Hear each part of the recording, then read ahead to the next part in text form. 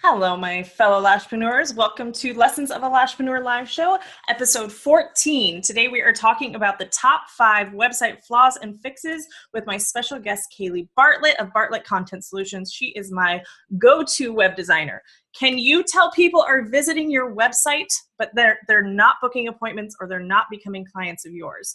We are going to dive into the flaws and fixes that you can make on your website in just a second.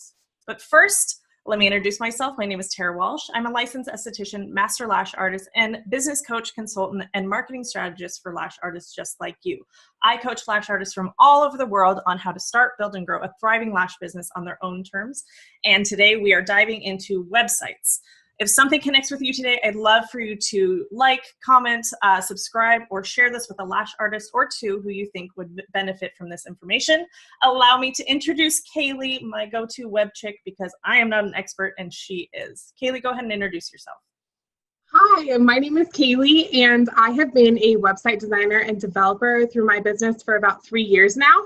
I work with small to medium-sized businesses to give them a strategic website that will convert their clients into, and to convert their clients into what they want them to do on their site. A lot of times you see people have really pretty sites, but they don't do the work that it needs. So that's my job. Preach it, sister. Yes, it is nice to have a pretty website, but if it doesn't function to draw you money or clients into your business, it's just a pretty picture that lives online. So glad you touched on that. So today we are diving into the 5 mistakes that both Kaylee notices from a web developer and designer perspective, as well as I take the approach of looking at it from a client perspective. We're touching on the flaws and mistakes that we see that are common, not just to lash artists, not just to beauty professionals, but small businesses in general, because for the most part, when people are starting out their business, they know that they need a website, but they try to DIY it, right? They just watch a bunch of YouTube tutorials, kind of do the what do I call it? The degree by YouTube, where it's just point and click and trying to get it up there. And so we're going to go into those flaws today and some strategies on how to implement the fixes so that you can improve how your website converts people off of your website into your business. So Kaylee, go ahead and touch on flaw number 1. So this is probably the biggest flaw that every single website designer is going to be frustrated with, and this is going to be a lack of white space. With DIY websites, you normally see all of the content crunched together, or all of the content that people could possibly put on their homepage on their homepage. And that yard sale itis, right? It's like buy now, book now, over here, learn more. Yeah, and so what ends up happening is that your clients that are visiting your site are getting confused and overwhelmed with all of the choices. And so a lot of times they don't take away what they really need to take away in order to book an appointment with you. Okay, so how do we fix that? So the biggest thing that I would say is making sure that you're adding space in between your content. So if you have images, don't put your text right underneath it, squashed together, and also making sure that you're making good decisions on what actually needs to be on your homepage. If you're on Yelp and Facebook and all these other places, you don't need to have feeds from every single one of these on your homepage. You don't need to have all of the content from your business website on that homepage. It should be just the basic information in order to get them to move further into your site to learn more.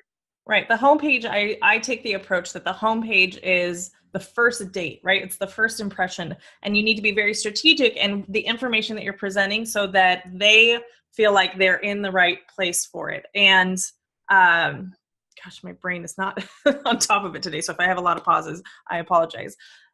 Creating white space. So creating that breathing room, and especially for mobile, right? Most people are looking at their websites on mobile. So you need to make sure that you're not endlessly scrolling. And as well as, like you mentioned, with having your Instagram feed kind of populate in there and your Facebook feed and showing all that, most likely your traffic coming to your website is from those channels to begin with. So it almost seems redundant to have that same imagery that they just came from on your homepage as well. Yeah, unless you have a super rock solid SEO strategy, the majority of your people are going to be coming from your social media channels. So if you want to add it, the about page would be great, but on the homepage, there's really no point. Excellent. All right, let's move into flaw number 2. So the second biggest one that we see a lot is no images and all text. I'm sure that you've gotten to a site at some point in time where you load it and you're just hit with a brick wall of text. And it's so much that you can't consume it, nor do you want to. And so breaking up your text with images is really important. However, there is a downside to this flaw, and that is the opposite, where you have only images and no text at all. So creating a balance between those two is important. Right. I generally teach on a 70% versus 30%. So 70% images, especially because we're a very visually driven industry, versus 30% text, and make that text matter. Don't put fluff in there. Don't put, luxury, high-end quality stuff. Like, relate it to what a client comes to your website looking for. Because if you put this generic fluffy stuff on there that doesn't differentiate you from your competition, you're wasting precious real estate, which is, your homepage. Yeah, if people are reading that, that's not good. Yeah. And I tend to take the approach of more stock imagery on your homepage. You can have a gallery page where it's, your own personal lash photos, or where they're a little less professional looking. But on your homepage, I highly recommend, if you don't have professional photography taken of your lash studio or your lash work, that stock imagery is absolutely fine. And if you look at most businesses, they either have hired someone on to take professional photos of their products and their services, or it's stock imagery, and it's okay. It's not false advertising. It's just putting your best foot forward. All right. I think most people use stock photos, so that's a good choice. Yeah. All right. The flaw number 3. I think the one here to touch on is definitely making your site about you versus about how you're going to help your ideal client. Talking all about how your business came to form and why you're doing this, and all about, your personal background, doesn't really help the client connect with you. And so when they don't connect with you, they have a hard time buying from you. Right. Because they can't put you. There's a way to position yourself as somebody that an ideal client can connect with, but that's more appropriate on the About Me page, rather than force feeding them why you were the high school cheerleader and you were so lost before you found lashes, and you're certified in 12 different things that they don't understand. I agree. Yeah, so for somebody like me, I've never gotten my lashes done. If I landed on a homepage that was all about certifications or other things like that, that's not really what I want to know. I want to know if it's going to last, and other things like that. So putting yourself in the shoes of your ideal client is really important. And their knowledge level. So like you said, you may be just coming to look like, do lashes hurt? Because you're gluing stuff to my eye. You have no idea. Yep. Yeah. All right, perfect.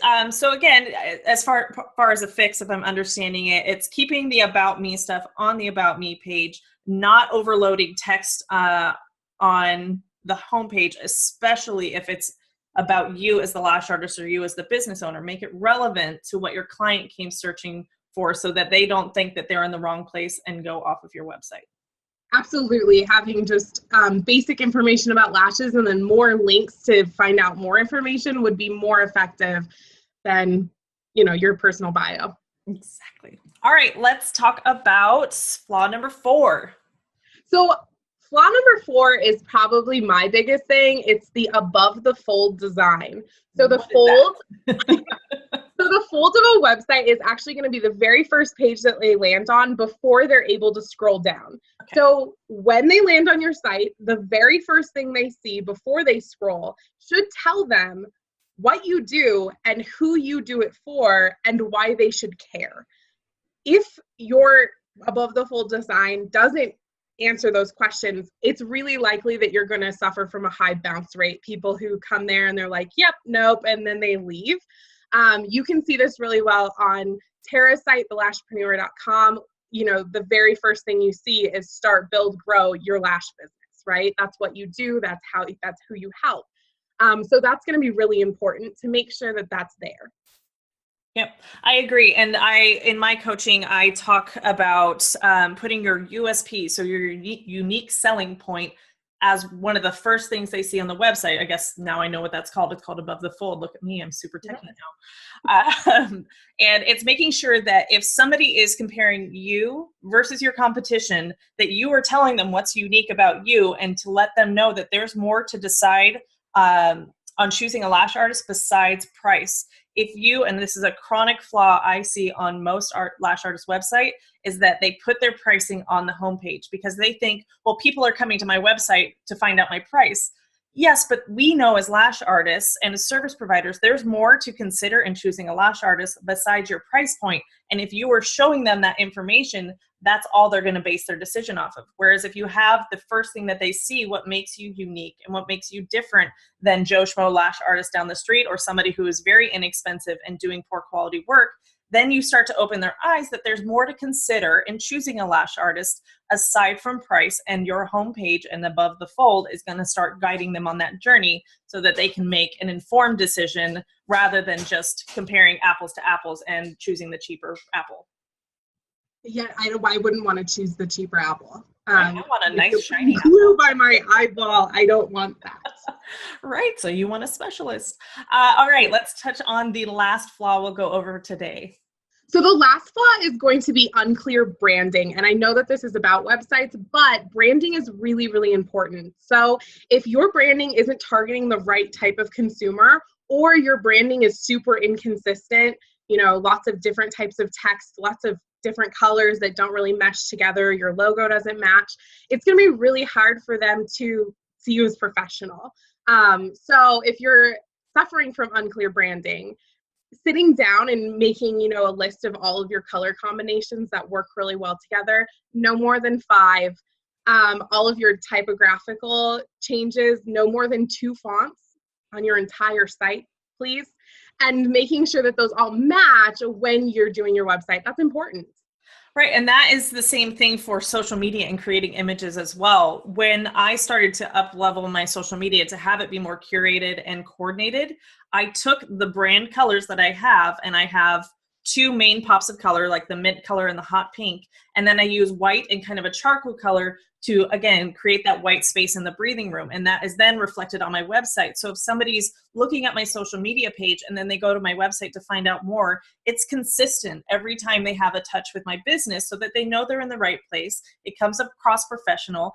If in my lash studio, I had pink stripes was kind of my branding. And so I had pink striped walls in my lash space. It was on my website. It was on my business card. So it just kind of kept this even tone to give a really professional presence. And it doesn't have to cost a lot, right? You're just using the same colors, you're using the same text.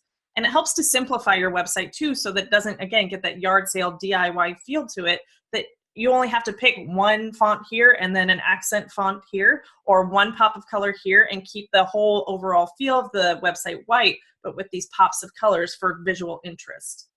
Absolutely. And it's really not hard. And, again, when you're looking at a website, most designers require you to have a brand style guide even before they start on your website. This isn't something that, plagues just DIY designs. This can plague professional designs if, there is no brand. There's a lot of cheap ways to get a brand if you don't have one. Etsy has pre-made designs. You can work with a designer, or you can DIY it. There's a lot of resources on Pinterest too. Agreed.